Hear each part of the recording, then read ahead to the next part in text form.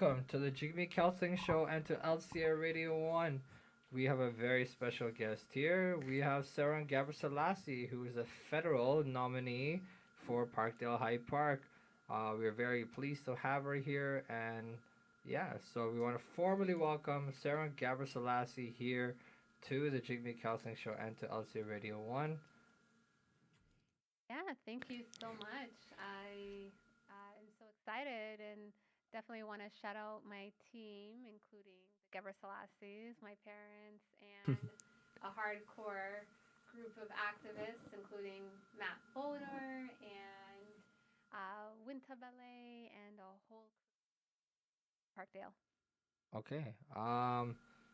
We want to introduce everyone around the table, which I have.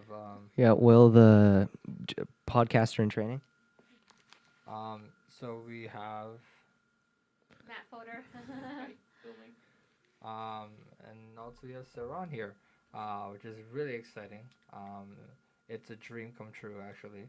Um, but yeah, I mean, we'll get right into it. So the first question I had for Saron is, what was the journey to Canada like?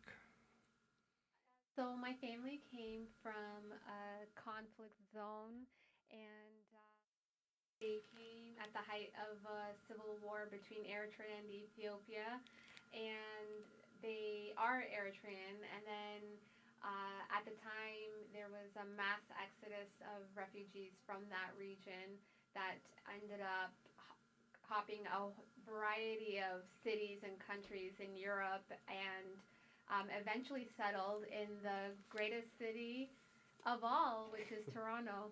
Mhm. Yeah, Toronto, an amazing city. So diverse, um, culturally, ethnically. We have a great city full of amazing people from all different places.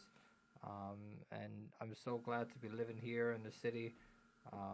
So glad to call Canada my home.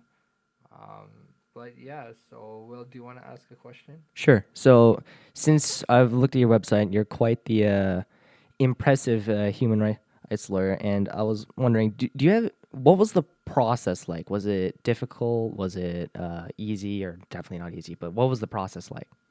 I would say it was a very long process to become a lawyer in this country. Takes a solid 9, 10 years of university because one would have to first get an undergraduate university degree and then law school, which is 3 years, articling year, and then bar exams.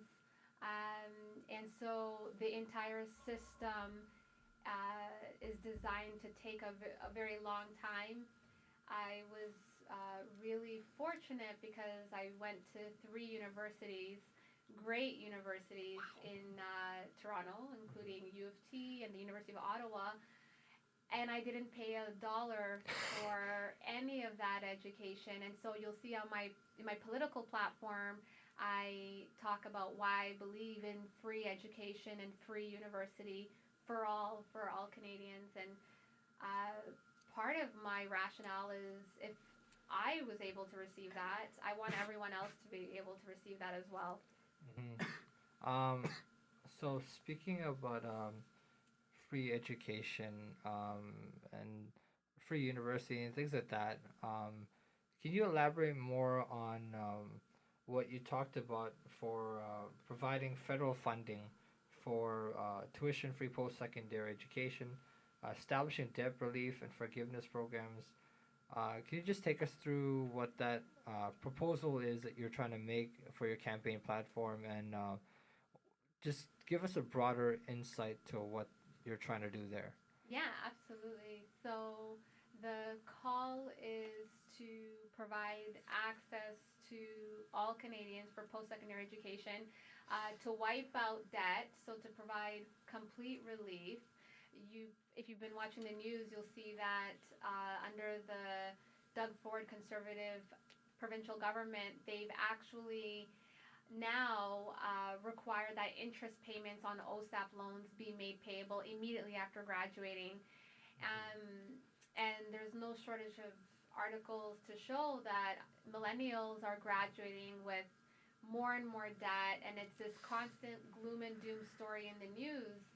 Um, but no one is talking about free university, and there's a lot of countries where we do have free education, including some European states, a number of states in the continent of Africa as well. So this is the future of this country, and that's why I'm proud to champion it. So Will, do you want to ask a Yeah. question? Well, since most of us here, and since this is our technically our last day of school, most people are graduating, and I don't know any of them that are going to law, but some of them possibly could. Do you have any advice for the students of LCI who want to go and study law?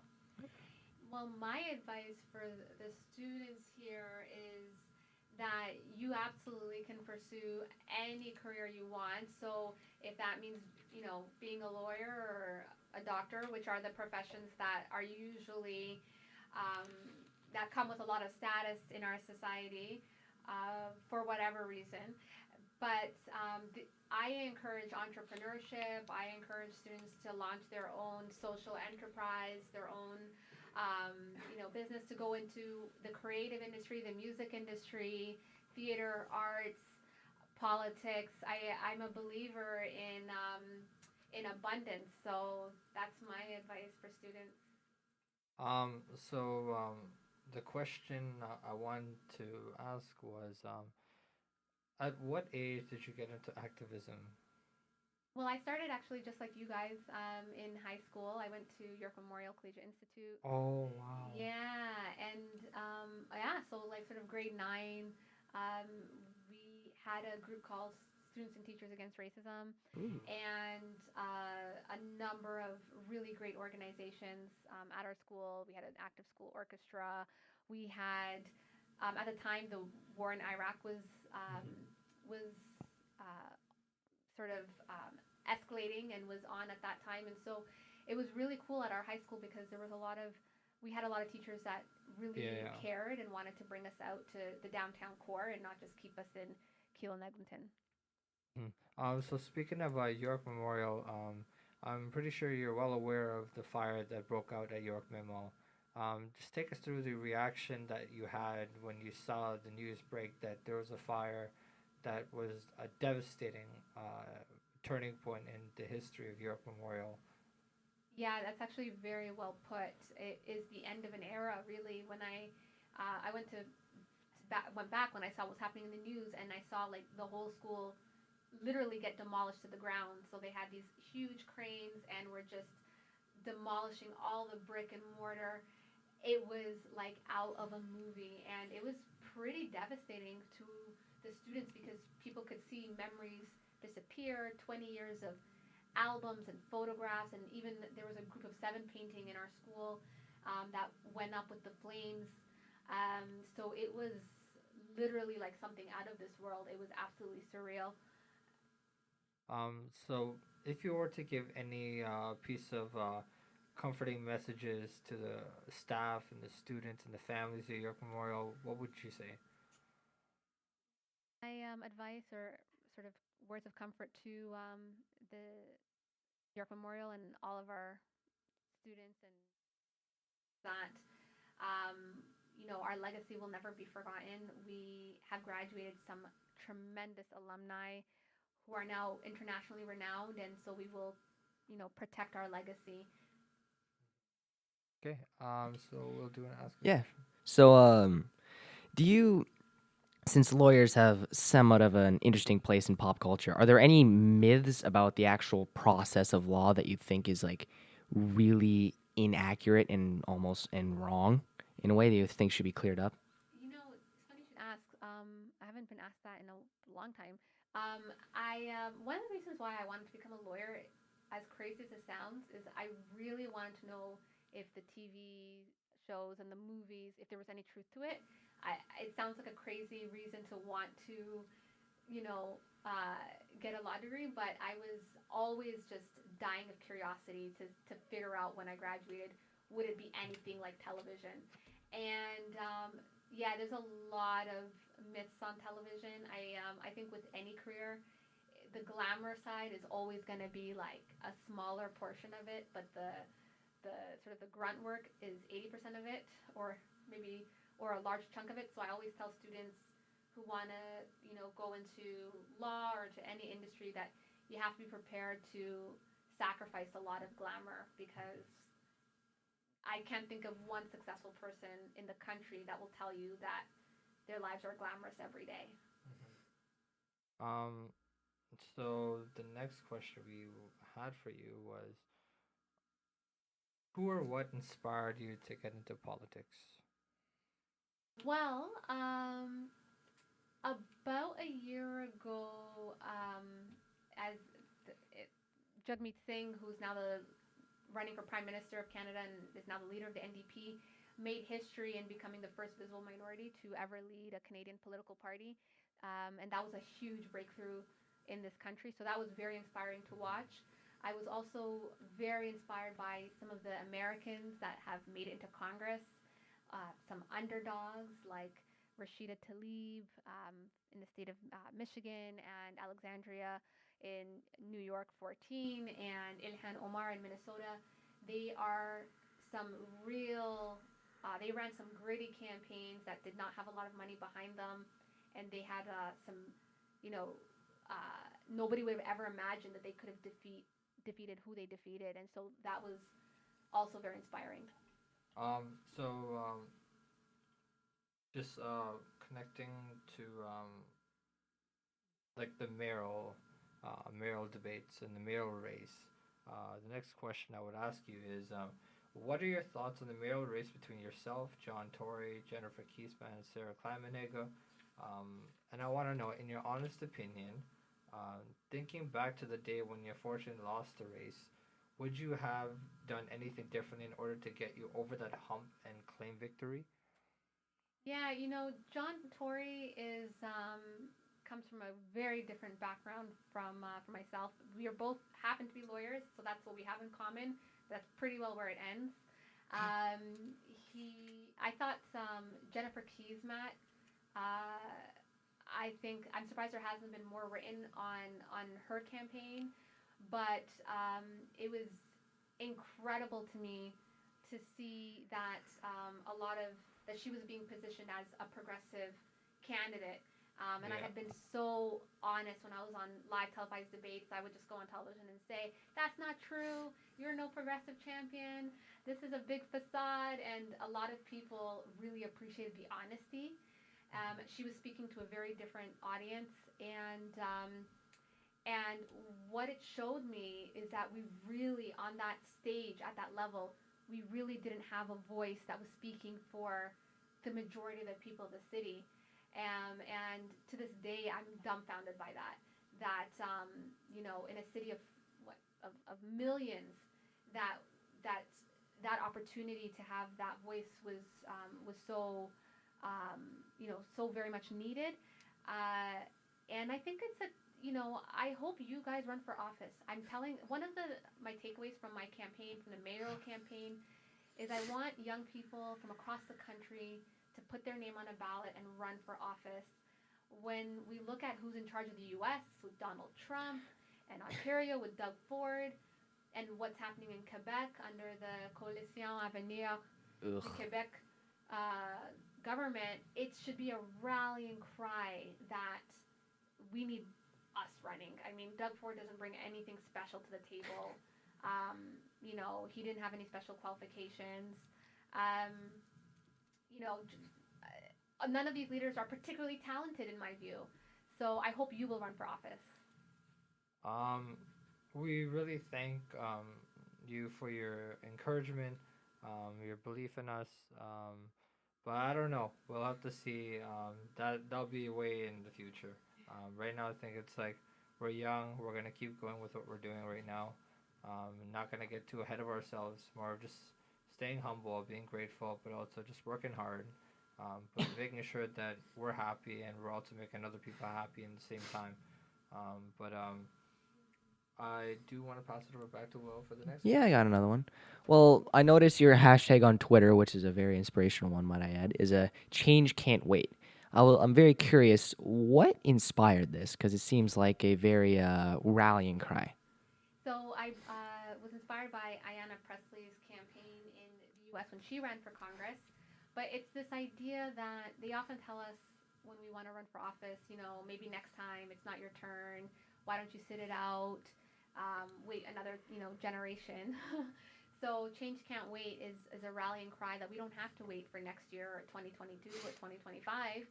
That nothing stops us from running now. I don't think running a campaign is rocket science. I don't think winning is rocket science either. So that's why change can't wait. Um, so when we were talking about the mayoral race, there was a lot of things that some of the other politicians in the debates were they weren't really answering the questions much. I believe that you were talking about free public transit, and you were saying that are you giving me a yes or a no? And they kind of look like they're kind of dodging the question and not really answering it. So I want to know, like, what is your perception on politicians just dodging questions, not answering them, and not really listening to the voices of other people? I just want to know more about what you think about that. Yeah, I mean, it was such a clear question. I just asked, do you believe in free transit? Yes or no?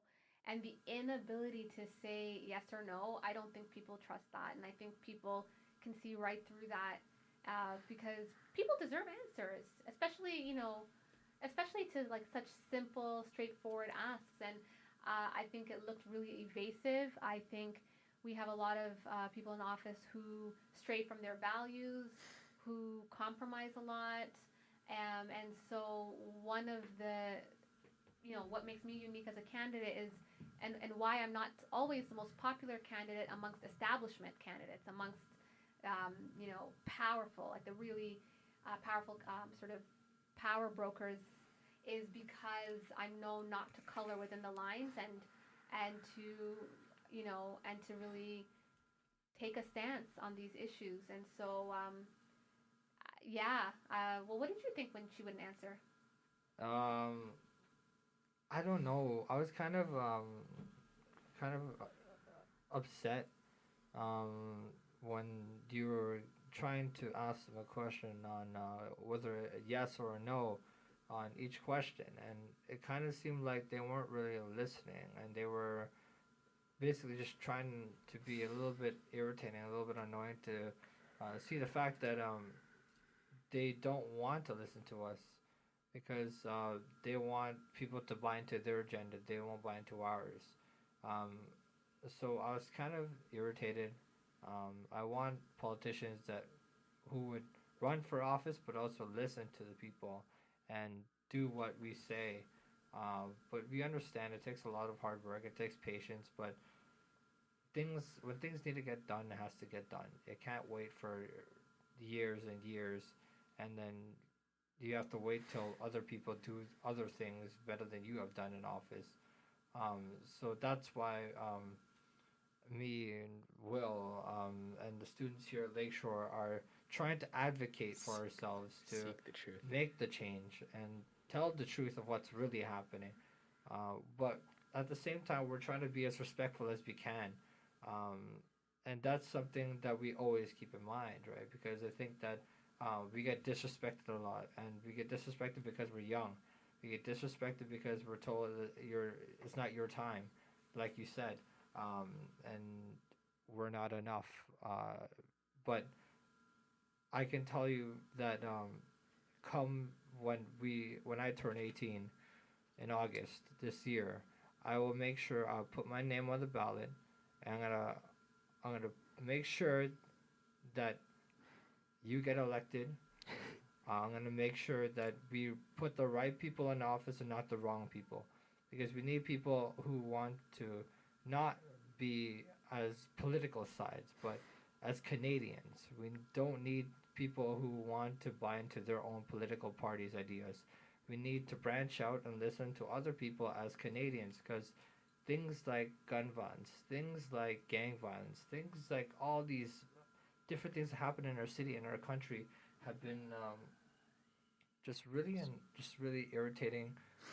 But I can guarantee you that this future generation is making the change.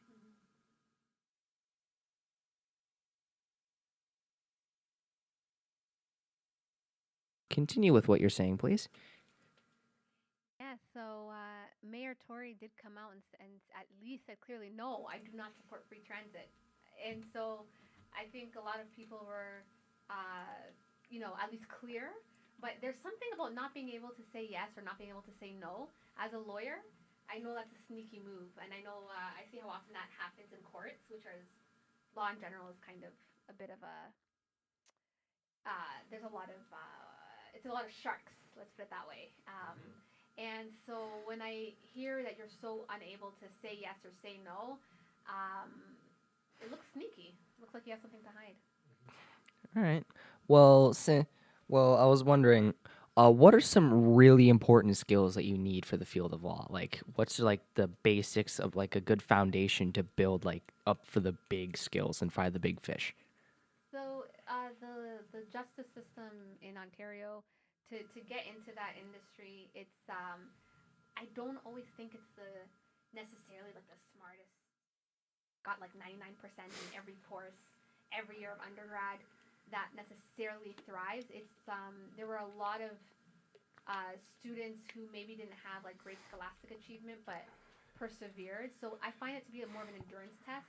So they have like standardized tests, LSATs, things like that that are meant to kind of, the LSATs is not actually any doesn't develop any core competency, but it's a great filtering technique to see who's willing to try 2 times, 3 times.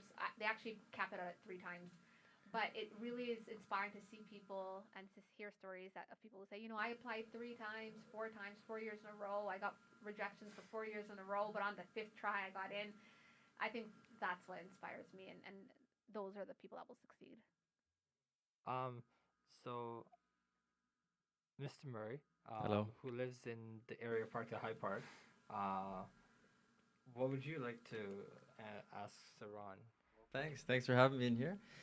For me, I'm just excited to meet you because I've had the opportunity to sort of follow you a little bit throughout the election, the election in Toronto that you were part of, which I thought you did a fantastic job. It was amazing, really, and you just sort of put your name out there, and you're on the map, and you're a lot of traction. You know, a lot of media attention, and I thought you did a great job raising issues and the way that you communicated. I think people really resonated with that in terms of you're very much direct and to the point, but you're sort of, I think you're tapping into what a lot of people are thinking, right? So, in terms of Parkdale High Park, yeah, I think it's in transition, right? It's an area in transition, as you probably know, and it's very diverse in itself, right? In terms of, if you look at the different areas, we have a referee. I don't know where you've been with sort of Parkdale High Park, and I thought he's very present. I think he does a good job that way in terms of being out there and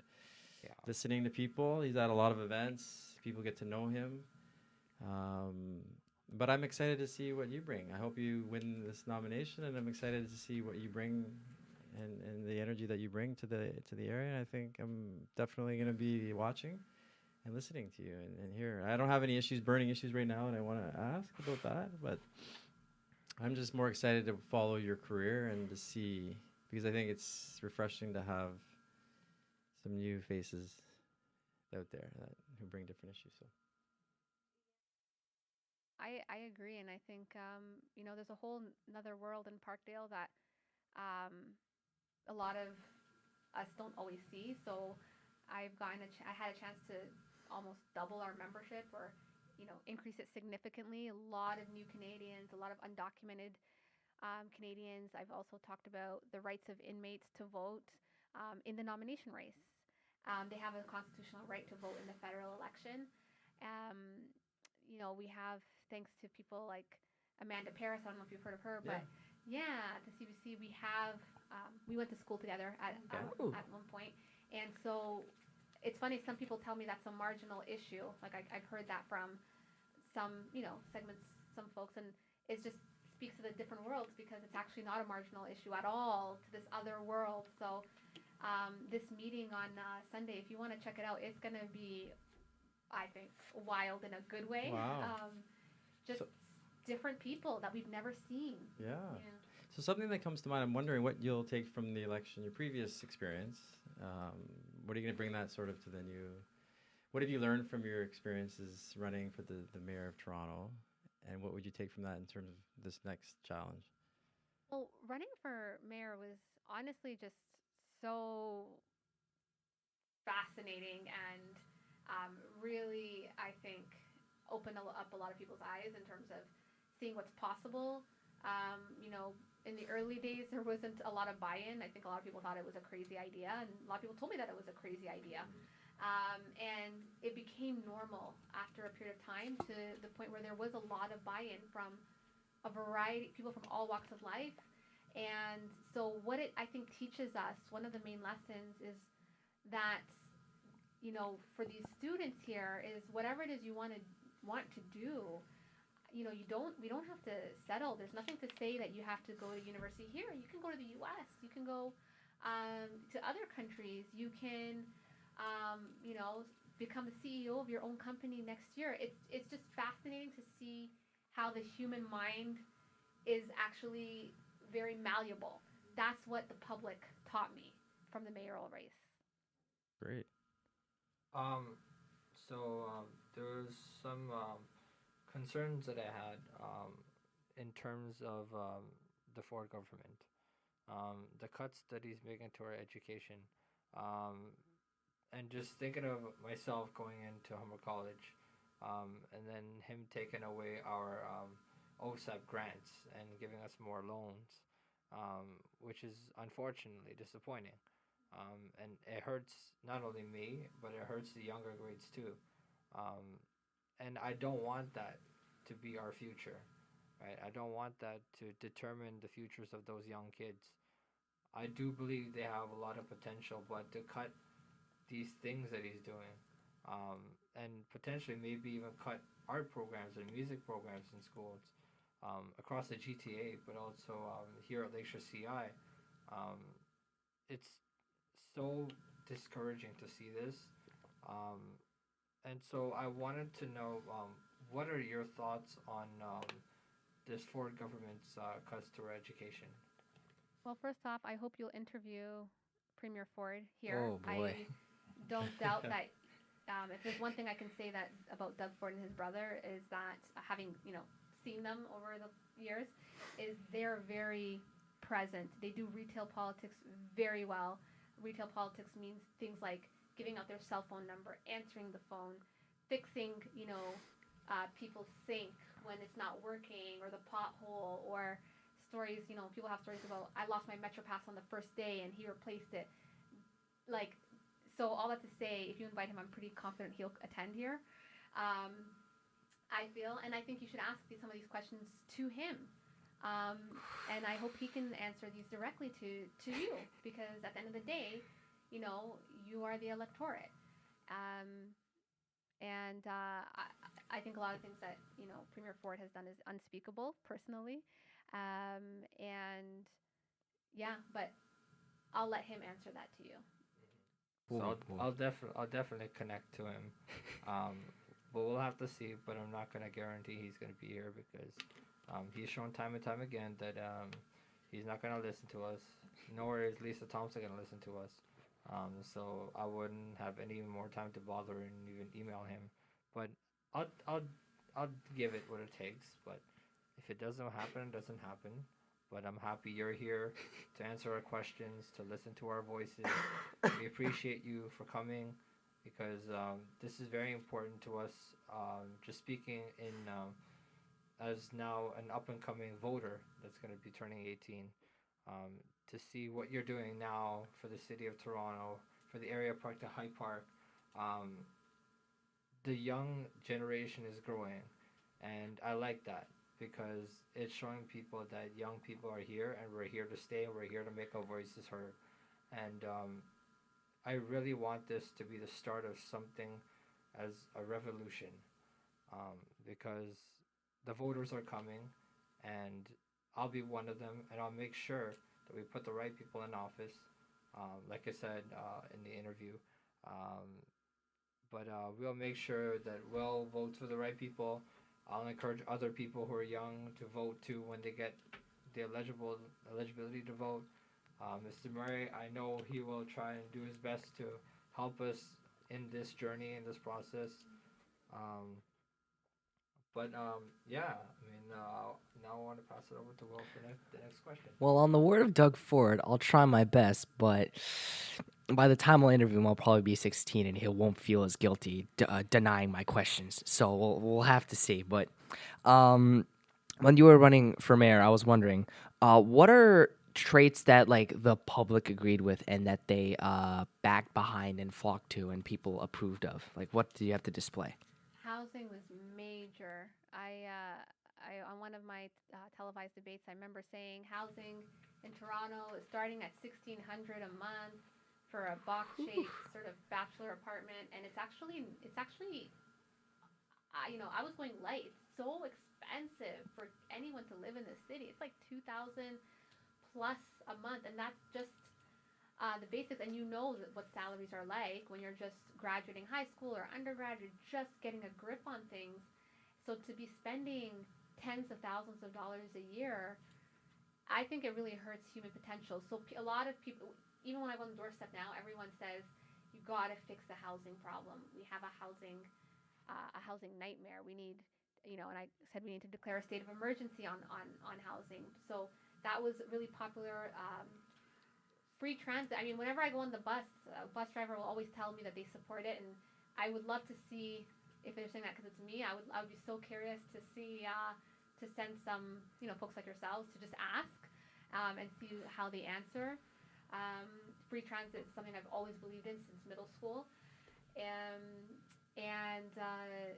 the issues around the budget, the city budget being $10 billion, and how so much of that budget is allocated to the police budget. That was something that I think a lot of people agreed with. But I would say of everything, the housing issue was number one at the time. Now the climate issue comes up more at the doorstep. So what are some of the issues you're discussing with Parkdale High Park in terms of what's your focus now? Well, when I go to the doorstep, because there's these two worlds that are, I call them like a tale of two Parkdales that are coming together at this meeting. The new Canadians that have been here for under a year are all about immigration and wanting to get documented, and they'll give me stories about being a PR for many years or not even getting a PR, permanent residency status. There's a lot of issues of housing. So some of them will say, like, there's a woman who has 7 children and she lives in a 1-bedroom apartment at 245 Dunn, trying to do self-advocacy, but any government office she goes to will probably say there's nothing we can do. There's the existing sort of the traditional membership of the party are mostly homeowners, and their concerns are very different. And their number one priority is the climate crisis, and that we tackle that. Just speaking on, I think you touched on post-secondary, and those types of things. I just want to know, just connecting back to that question that Will asked previously. Now that I and many other students here at Lakeshore CI are heading into which is our last day here of high school, going to our exams and then going to post-secondary for grade 12s, especially like me. What kind of advices would you give to the graduating class of 2019 and to the future classes that are going to be graduating from here? Advice is to save up all of your pennies. Every dollar counts. To apply for as many scholarships as possible. Every year there's tens of thousands of dollars that go unclaimed in scholarships.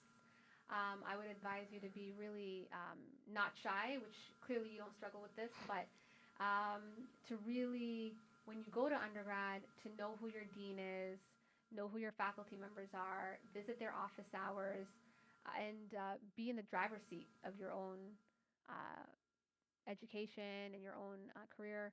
I'd love to see more of you start up your own businesses. Like, I can't wait to see how this blows up in the coming year.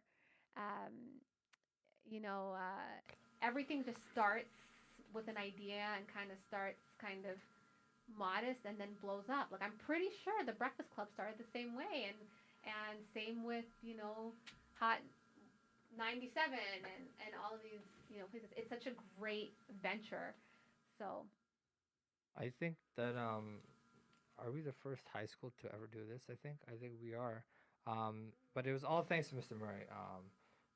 Because he came up with this brilliant idea, which at first we thought it was a joke, and then all of a sudden we get Budilla, and then Patrick Nunziata, and then all these big people in so early, um, and then it just turned into something that was a passion now, um, and you kind of feel a little bit nervous going into it, but then it's more of like your first time doing it, just getting your feet wet, getting used to the feeling, talking, but also networking with different people, um, but also the process behind it that people don't really understand much is it's difficult. It's not easy.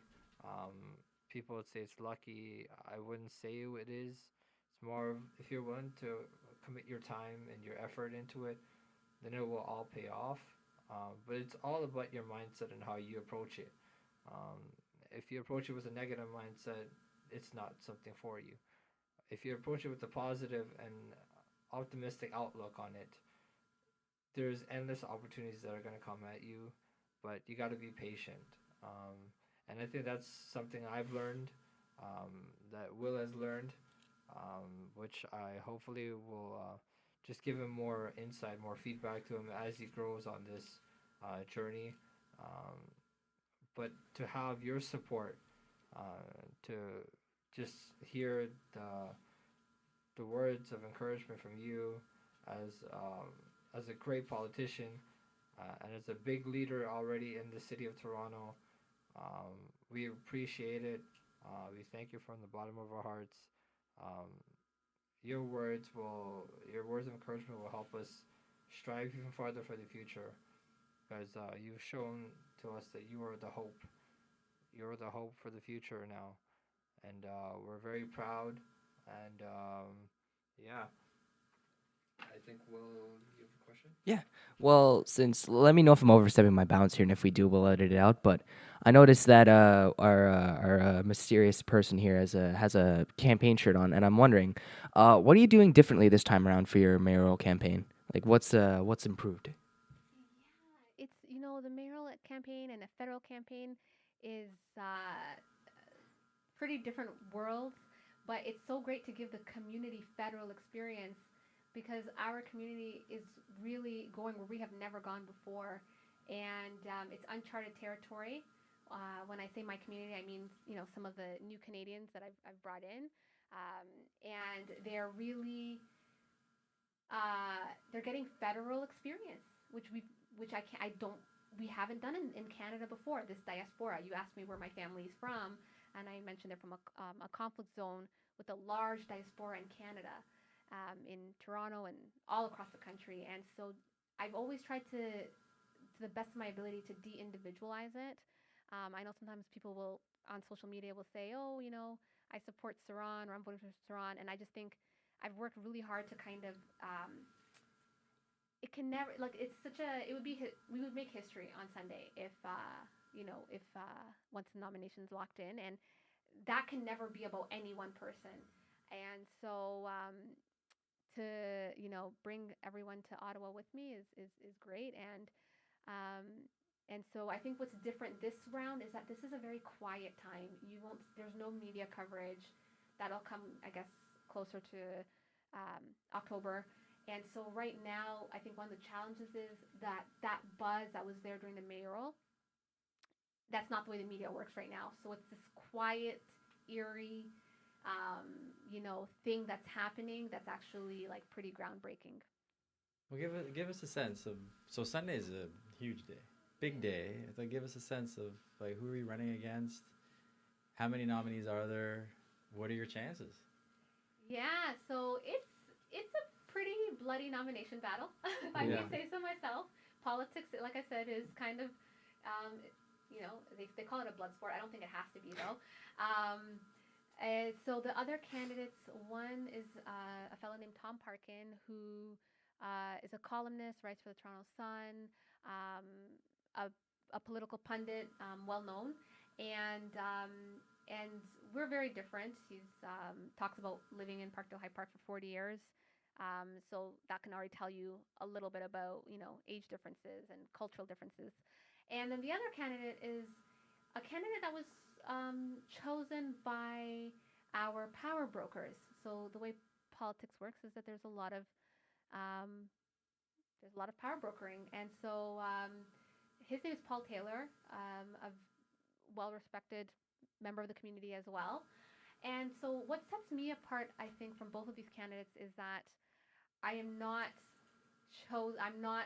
sort of cherry-picked, or I'm not the first choice of our party, which I think is really telling.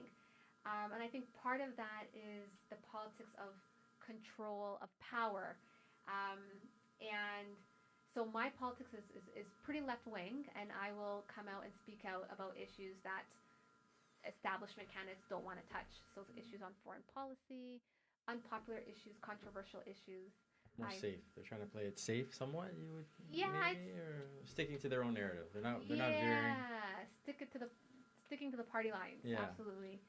And so I've been on the ground for months since last year, during the mayoral campaign, as well. I spent a lot of time in Parkdale, and then more recently, just a couple months ago, we had some other candidates that contest my nomination.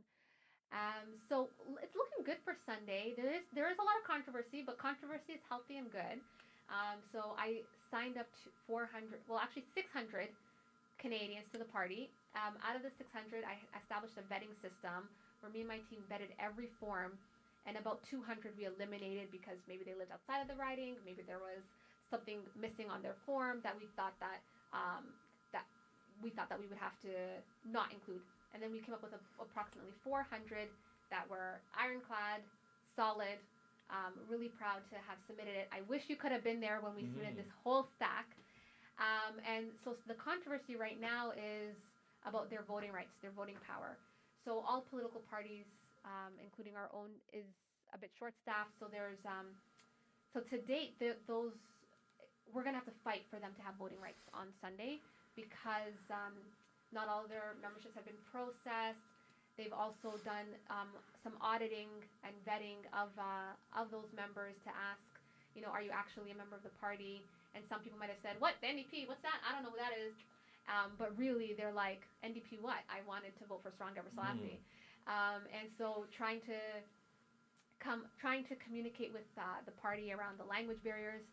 Most of these Canadians don't speak English, or a lot of them don't. So I have some lawyers and scrutineers coming to the nomination meeting to protect their voting power. So Batilla, are you and has Batilla come publicly in support of you, or have you had some public support from some people in the media, or? That's a wonderful question. So I've been endorsed by the wonderful MP Selena Cesar Chavanez, who recently kind of seemed to have made amends with Trudeau, if you've been reading the news. And I was also endorsed by Zanena Akande, who's our first Black woman MPP of all time. She's in her mid-80s now, and still very, very active on the ground.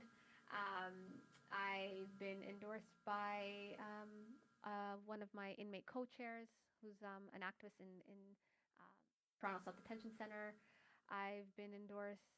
Yeah, we've had quite a few good, great, high-profile endorsements. And when you win on Sunday, you and Butilla this is a powerhouse for Parkdale High Park. Yeah, I see that. I really do too. And I see you guys as sort of really just doing great things for not only Parkdale High Park, but hopefully for the future of politics in Canada. So I think I wish you the best on Sunday, and I hope you win. So yeah, it's gonna be Parkdale is just always like in the thick of things, and so it's also great for the riding to be so coveted and to attract such great leaders. Okay. So, you wanna Well, I only got one more. So I noticed that on your website you cited that you were cited as a one of the top 80 most influential women in Canada, which is a great honor. So I was wondering, would you consider yourself a feminist? Uh, no. You have me stumped. I yeah, like I mean the labels. I don't really carry a feminist flag in the same way I don't carry any particular label because I find it pigeonholes it. But I'm all for equality and for women's leadership. So um, all right then. That is gonna wrap up for the questions that we have generated that we have. Um, but we want to now pass it over to you if you want anything that are my viewers to know or the Lakeshore community to know. What do you want them to know? well, I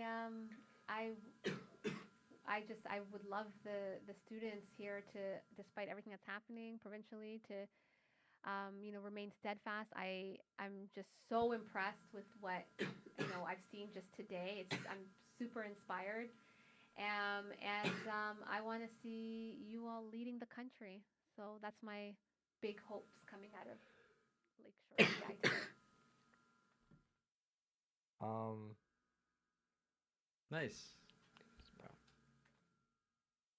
all right, welcome back. We just had to take a little bit of a break, but we are back and we're on live.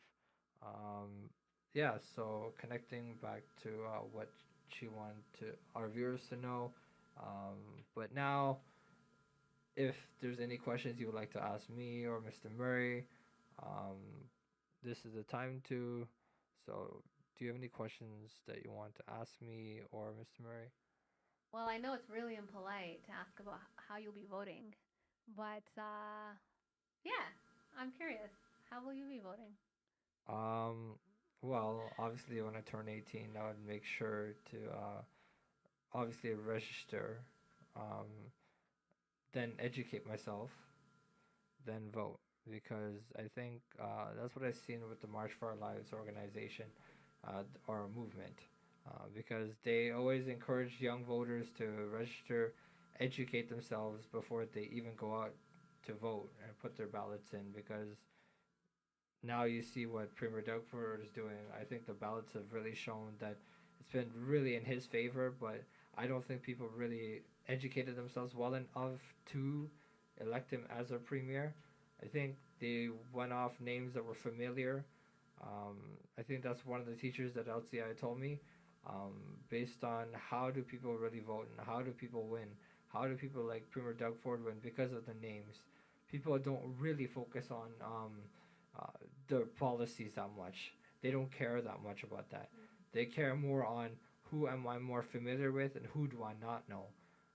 So people like Mark Grimes, people like Premier Doug Ford, people like Butila Carpaccio, right? Nobody knows. Well, people know who Butila is now, right? She was unknown before, right? And then you see Mark Grimes get elected. He hasn't really done much, if I'm gonna be honest. But people voted because of his name. They went off of people who they were familiar with, right? And I think that's one thing that I kind of understood and kind of even realized that now. Um, it's kind of upsetting, but the way I'm gonna vote is gonna be registering, educating myself, and then voting to make sure we put the right people in office. And in Parkdale High Park, it's traditionally been NDP. Is that right? Peggy Nash prior to Arif Farani. Arif And Virani is actually a proud supporter of Tibet. Actually, he's done I think $5 million in funding for Tibetan education in Nepal, India.